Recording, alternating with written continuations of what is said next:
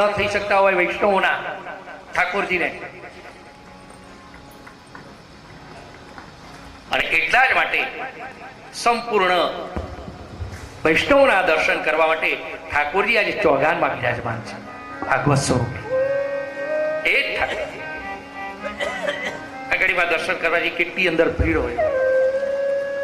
આપણે મોટા મંદિરોમાં એમાં જઈએ, ગિરિરાજજીના દર્શન કરવા જઈએ, કેટલી ભીડ હોય. શ્રીનાથ બાબા જઈએ આપણે, શ્રીનાથજી એમાં ચાપટિયા પાછા ચાપટ મારતા હોય.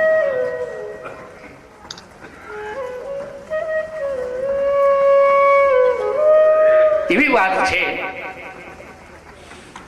ઠાકોરજીને વારે વારે ટેરો આવે અને ટેરો લાવવામાં આવે છે, કે ઝાપટો કરવામાં આવે છે એટલા માટે કે વૈષ્ણવ જો ટગર ટગર એ ઠાકોરજીને જો નિહાળે તો ઠાકોરજી એની પાછળ ચાલતા થઈ જાય. આટલી આસક્તિ છે પ્રભુની,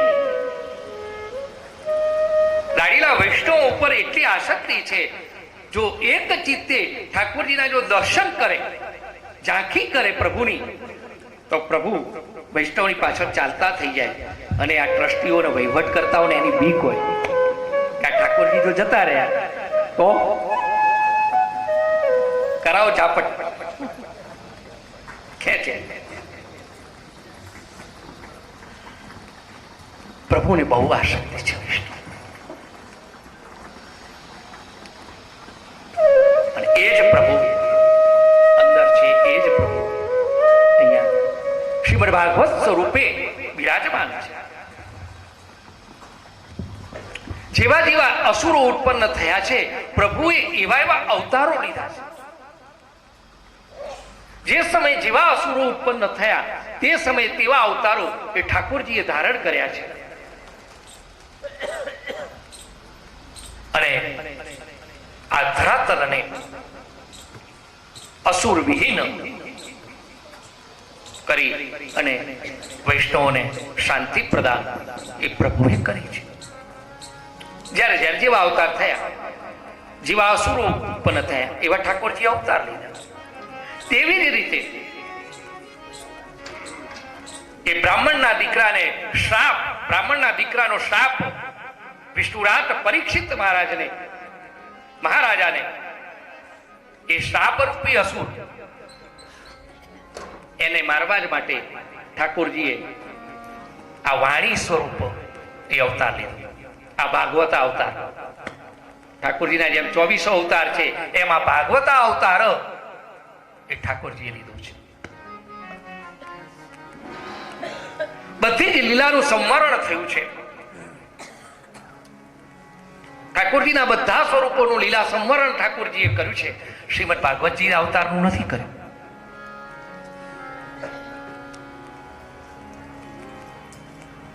પ્રભુ મોક્ષ પીપળાની નીચે બેઠા છે, એકાંત છે.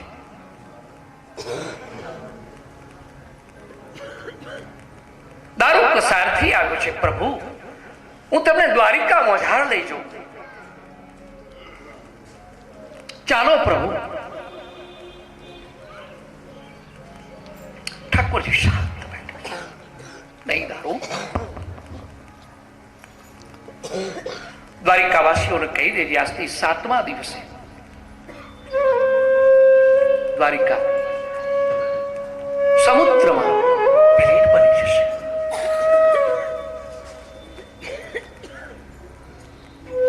પ્રભુ મને સાથે લઈ જાઓ.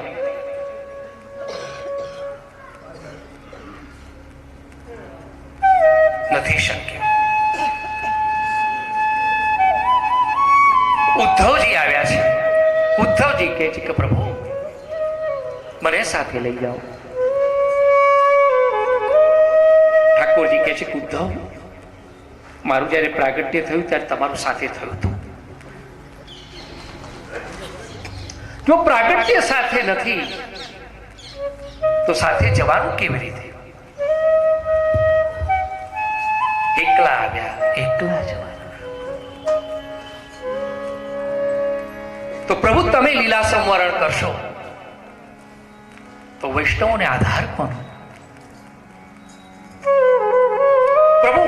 નિરાધાર થશે.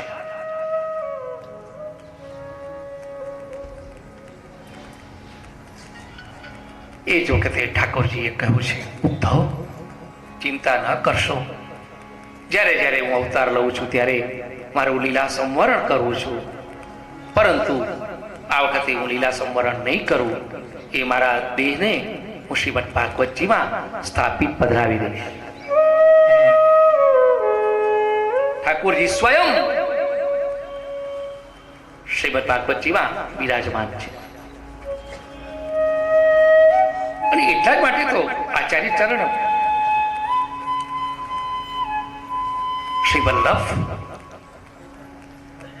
એ 12 સ્કંદને ઠાકોરજીના 12 અંગ કહે છે.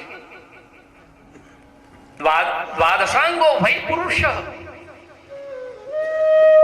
દ્વાદશાંગો ભય પુરુષ. પ્રભુ 12 અંગના છે અને 12 સ્કંદ છે.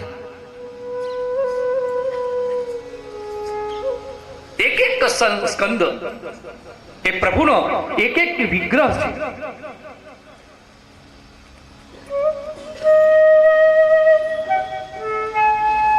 પ્રભુનું સાક્ષાત સ્વરૂપ છે.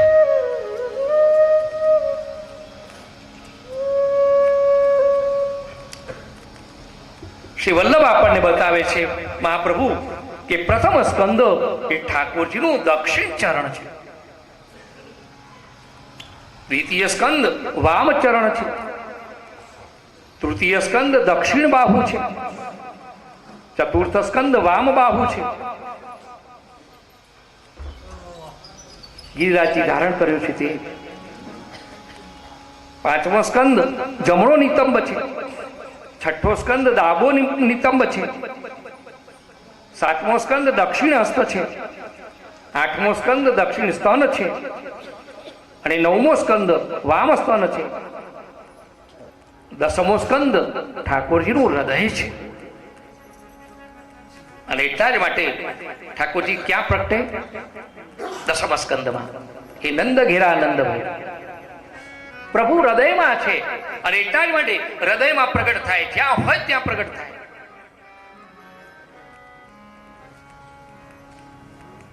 એકાદશ સ્કંદ પ્રભુનું લાટ છે અને દ્વાદશ સ્કંદ છે એ વામ હસ્ત છે.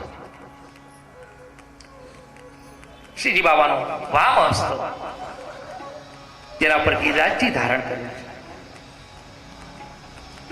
બીજો દિવ્ય ભાવ આચાર્ય ચરણ આપણને બતાવે છે એ વામ હસ્ત ધર કરીને એ પોતાના વૈષ્ણવોને નિજાશ્રય બનાવવા માટે આહ્વાન કરે છે. અનંત વર્ષોથી એ જીવાત્મા વિખૂટો પડ્યો છે. મારા ચરણ કમળમાંથી એને મારા ચરણ કમળમાં હું પ્રસ્થાપિત કરું. એ બોલાવે છે, એકવાર આજા, મારા શરણમાં એકવાર આવી જા.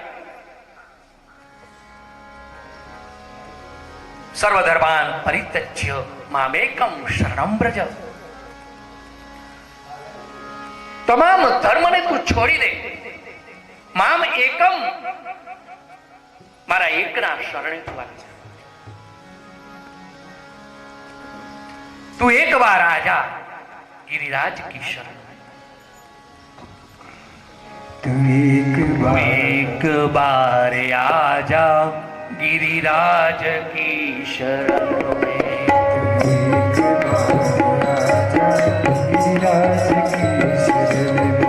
तू एक बार आजा गिरिराज की शरण में, तू एक बार आजा गिरिराज की शरण में, गिरिराज की शरण में, गिरिराज की शरण में।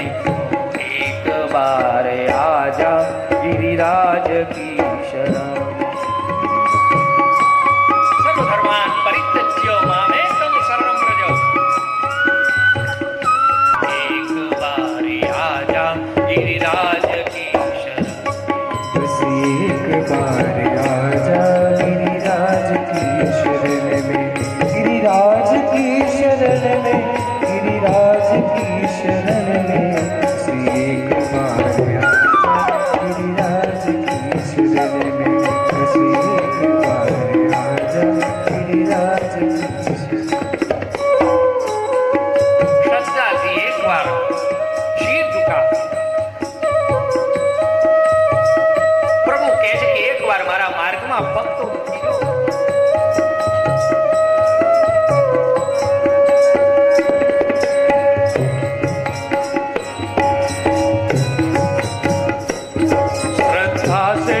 झुका कर गिरिराज की शरण में, श्रद्धा से सिर झुकाकर गिरिराज की शरण में, श्रद्धा से सिर झुका कर गिरिराज की शरण में, श्रद्धा से सिर झुकाकर गिरिराज की शरण में, विश्वास अटल रखना गिरिराज की शरण में, विश्वास अटल रखना गिरिराज की शरण में, विश्वास अटल रखना गिरिराज की शरण में, विश्वास अटल रखना गिरिराज की शरण में, निर्मल हृदय रहेगा, निर्मल हृदय रहेगा, निर्मल हृदय रहेगा, निर्मल हृदय रहेगा, गिरिराज की शरण में एक बार आजा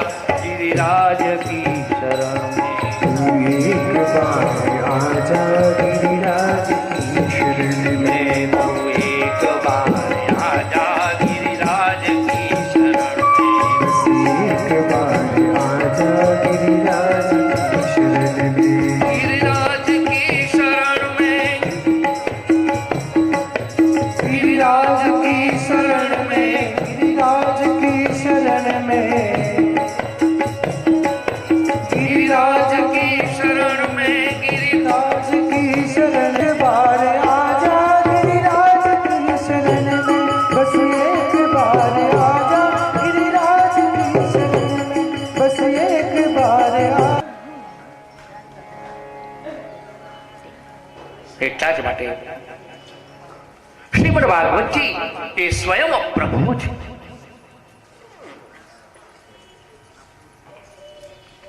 પ્રભુને જે પોતાની કથા સાંભળવાની ઈચ્છા થઈ છે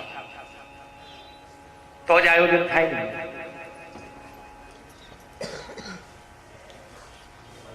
પ્રભુને જ પોતાની કથા સાંભળવાની ઈચ્છા થઈ અને એટલા જ માટે આજે એમના પ્રાંગણમાં જ આ દિવ્ય મહોત્સવ આપણે પ્રારંભ કરી રહ્યા છીએ. કારણ કે એક વાત ચોક્કસ છે કે જ્યાં મહાભારતનું વાંચન થતું હોય ત્યાં અસ્વસ્થતામાં અવશ્ય પધારે છે, એમાં કોઈ શંકા નથી. જ્યાં રામાયણની કથા ચાલતી હોય ત્યાં હનુમાનજી મહારાજ અવશ્ય આવે છે, એમાં કોઈ શંકા નથી.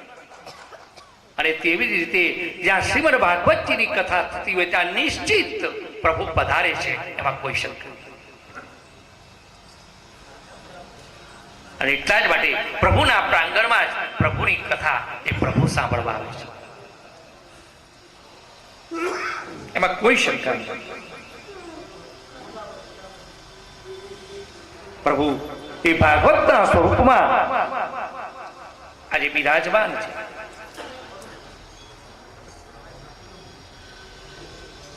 એટલા જ માટે 8 દિવસ આપણને ઠાકોરજીનો આશ્રય છે. વિચાર, સ્વયં પ્રભુનો આશ્રય છે. એ જ્ઞાન માર્ગ વાળા કદાચ એવું બોલી શકે કે નેતિ નેતિ નેતિ ન ઇતિ ન ઇતિ, એનો કોઈ અંત નથી. પરંતુ ભક્તિ માર્ગ વાળા તો બોલે ઇતિ ઇતિ ઇતિ. આ છે, આ છે. જ્ઞાન માર્ગ વાળાને પ્રભુ દુર્લભ છે, ભક્તિ માર્ગ વાળાને ઠાકોરજી સુલભ છે. વિચાર થાય કે સુલભ હોય તો દેખાતા કેમ નથી? થાય વિચાર તો થાય, દેખાતા કેમ નથી? પ્રભુજી ઠાકોરજી દેખાતા નથી એવું ન કહેવાય, કારણ કે હું ને તમે જે દેખીએ છીએ એ જ પ્રભુ છે. આ દેખાય છે ને એ જ પ્રભુ છે, એ જ ઠાકોરજી છે. માછલી પાણીમાં રહે, જળમાં રહે અને એમ કે હું તરસી છું. જળમાં રહીને માછલી એમ કે પાણી ક્યાં છે? આ હું ને તમે જે દેખીએ છીએ, દેખી શકીએ છીએ, તે જ પ્રભુ છે. ભિન્ન કેવી તો હોઈ શકે?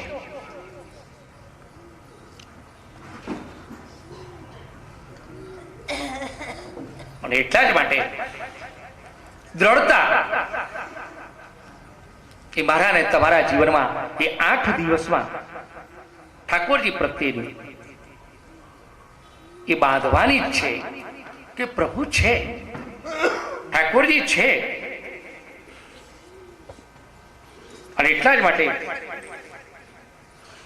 આજે પ્રભુની ઈચ્છાથી આપણને દિવ્ય આજે રૂડો અવસર પ્રાપ્ત થયો છે. પુણ્ય મેળવવાના ઘણા ઉપાયો છે, પરંતુ કૃપાનો ઉપાય કોઈ નથી. પુણ્ય મેળવવાના ઘણા પ્રયત્નો, ઘણા એવા છે, સત્કર્મો કરીએ પુણ્ય પ્રાપ્ત થાય, પણ ઠાકોરજીની કૃપા, એ ઠાકોરજીની કૃપા કોઈ કર્મ કરે ન મળે, એ ઠાકોરજી સ્વયં આપે તો જ મળે.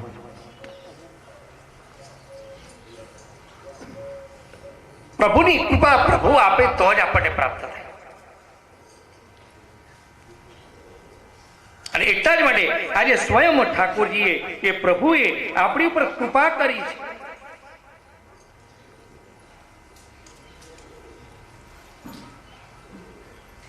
ભગવાનની કૃપા થઈ છે આજે. અને કોઈ સર્વસામાન્ય નહીં, અસાધારણ કૃપા છે. પ્રભુની સાધારણ કૃપા. ભગવાન કહે છે કે હું સાધારણ કૃપા કરું તો એને ગાડી આપી દઉં, લે ફરતો ફર. એને બંગલો આપી દઉં, લે ફરતો ફર. આ બધું જો આપણને ભૌતિક પદાર્થો પ્રાપ્ત થાય તો સમજજો ઠાકોરજીની કૃપા પણ સાધારણ કૃપા. પ્રભુ એમ કહે કે લઈ જા, આપ્યું તને, લઈ જા, તો સાધારણ કૃપા. અને પ્રભુ કે આવી જા, તો સમજો અસાધારણ કૃપા.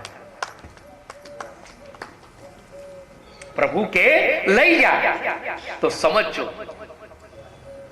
સાધારણ કૃપા છે.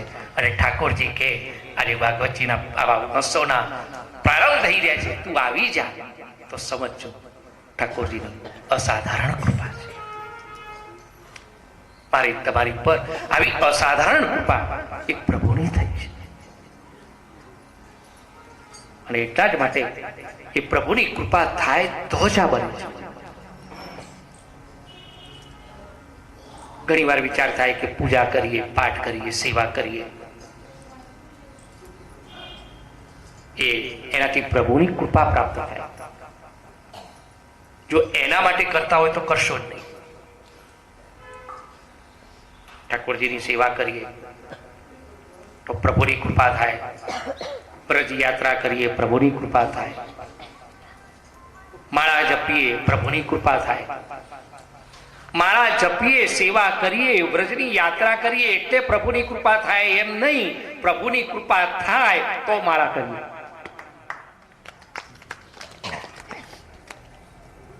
પ્રભુની કૃપા થાય તો વ્રજની યાત્રા થાય. એક યાત્રા કરીને આવ્યા પછી પ્રભુની કૃપા થાય નહીં. એ યાત્રા કરવા જવું છે એવો વિચાર આવી ગયો તો સમજો ઠાકોરજીની કૃપા થઈ ગઈ છે.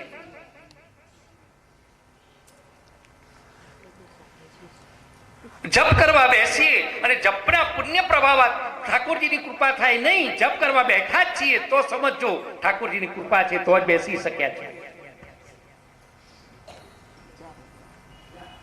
નગર કઈ ઓછા નથી, આપણે બધા ઘણા છીએ, પણ કેમ આટલા જઈ? ઘણાને આજ તો જમણવાની ડીશો હશે, બધી ખૂબ લગ્ન છે, પ્રભાવ થોડો એનો છે. આમંત્રણ તો આ એ ગયું હશે, પેલું એ ગયું હશે, પણ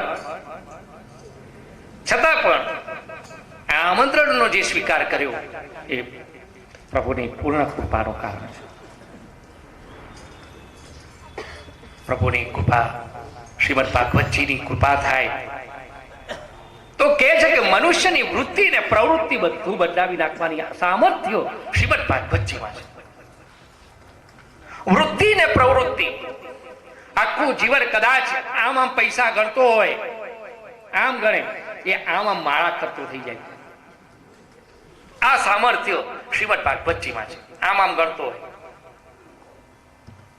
આખો દિવસ રાત દિવસ જોઈએ પણ એ આમ કરતો થઈ જાય એ સામર્થ્ય શ્રીમદ ભાગવતજીમાં છે અને કરાવે છે. આમ કરનારને આમ કરતા કર્યા છે. ફેર કેટલો બોલો.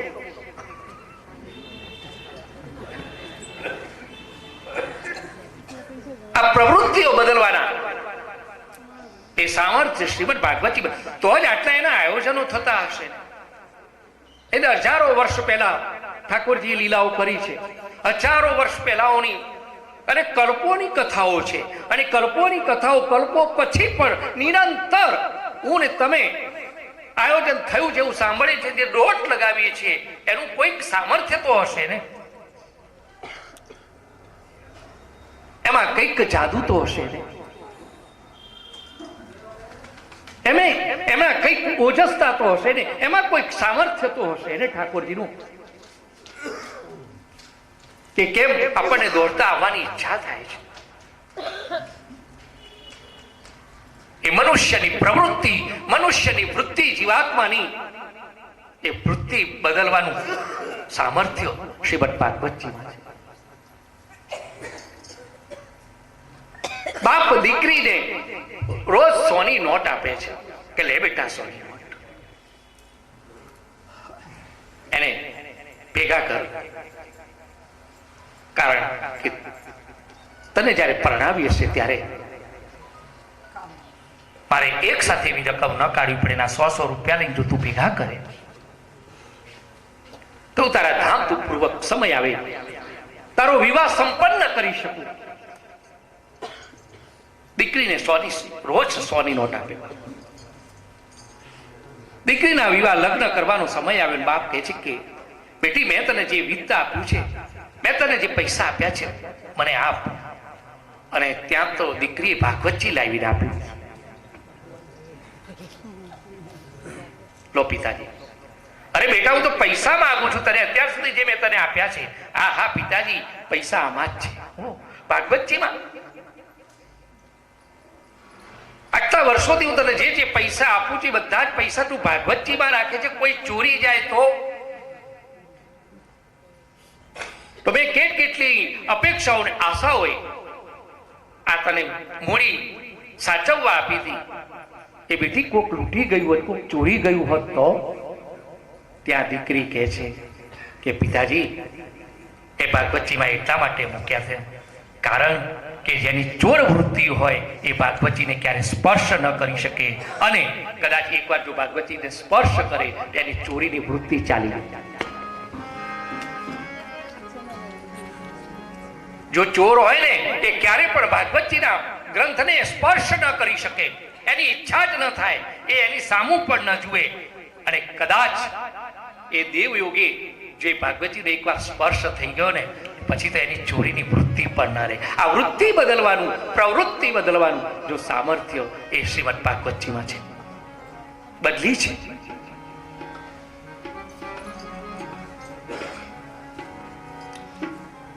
શ્રીમદ ભાગવતજી એ મહારાજ તમારે મનને માજવાનું કામ કરે છે. મનનું મંજન અત્યંત જરૂરી છે, કારણ કે જે કંઈ મારા અને તમારા જીવનમાં અશાંતિઓ જે છે, મારા અને તમારા જીવનમાં સુખ નથી, મારા અને તમારા જીવનમાં સમૃદ્ધિ સ્પર્શ નથી કરી શકતી આપણને, એના મૂળ કારણમાં છે મારું ને તમારું મન બગડેલું છે. મન ઉજળું નથી. મનને માજવાની બહુ જરૂર છે, અને મનનું કોઈ જો મંજન કરી આપ્યું હોય તો તે છે શ્રીમદ ભાગવતજી. સર્વિસ સ્ટેશન છે. આ ગાડીઓ બગડે એટલે મોકલવી પડે ને. મનનું માંજન કરે છે.